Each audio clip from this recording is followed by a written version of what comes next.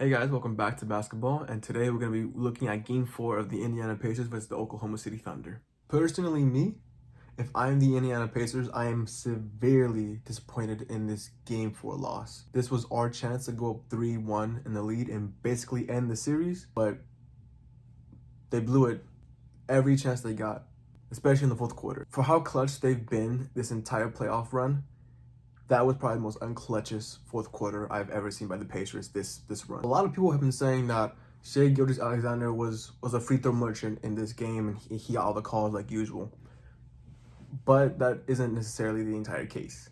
A lot of the calls that were being placed on Shai this game were actual fouls. I've criticized Shai's foul baiting game a lot because he does foul bait, but he does it smartly. And someone who criticizes it a lot, this game, he got the right calls, to be honest. For example, the only call I disagree with on Shai was the Aaron Nesmith call when Shai steps back for a mid-range shot.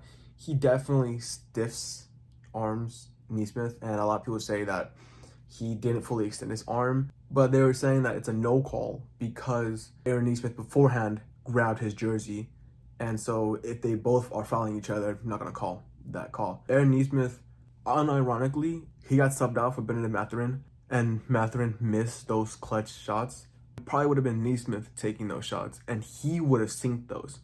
Because they needed him to guard Shai, and when he was on Shai, he wasn't doing that terrible of a job. It was the last decisions he was making that really messed everything up. For example, when Shai's rising for the shot here, Nesmith hits him clearly on the arm. Nesmith didn't need to foul him here.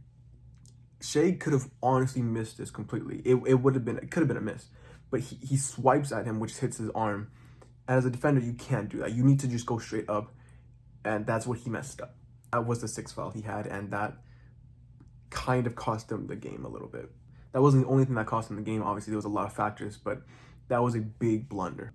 There was a lot of inbound fouls on Shai, which is gonna happen. For example, Bennedict Mathurin just decides to play football for no reason and completely tackle Shai for no reason. That, when I talk about dumb decisions in the fourth quarter and why this was the Pacers' worst fourth quarter performance ever, that's why. And this fourth quarter alone might have cost them the entire championship. I don't know if the Pacers can go back to OKC's arena and win Game 5. They could. I'm not saying they can't, but it's going to be very, very difficult, and they kind of might. I have a feeling that Game 5 is going to end up like Game 2. The refs were honestly just horrible all night long. That wasn't the reason why the Pacers lost again. For the Pacers having some of the best offense in history, their offense was very, very stagnant in the fourth quarter. Tyrese and Pascal were not as aggressive as I would have liked them to been. I mean, Tyrese wasn't aggressive the whole game until for only a couple moments he was really aggressive.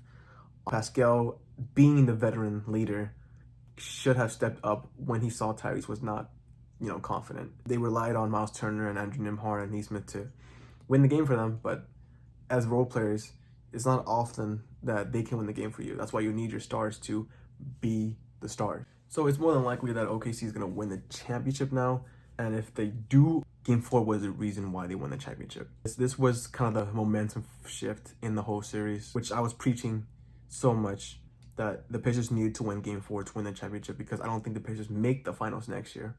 I think this might have been the Pacers' only chance to kind of go to a finals and win a championship, and they blew it. They blew it completely, to be honest, and I'm very, very disappointed in them because they've been such a good team. They played amazing defense, and their offense was just, it was good. It was good. It wasn't anything crazy, but it was good. It was good offense. Beautiful basketball run all around, to be honest. This is probably one of the greatest finals of the decade. Maybe behind the Bucks Suns, but this might be better than Bucks Suns, to be honest. This might be the greatest finals of this decade, which is great because we've had some trash finals recently. All right, guys, thank you so much for watching. Drop a subscribe, like, and comment. I want to hear your opinions. If you're an Oklahoma City fan, how excited are you to be 2 games away from a championship? If you're an Indiana fan, are you scared?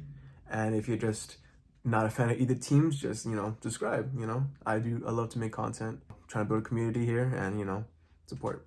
Thank you guys so much for watching. I really appreciate it. And I'll see you guys in the next video. Bye.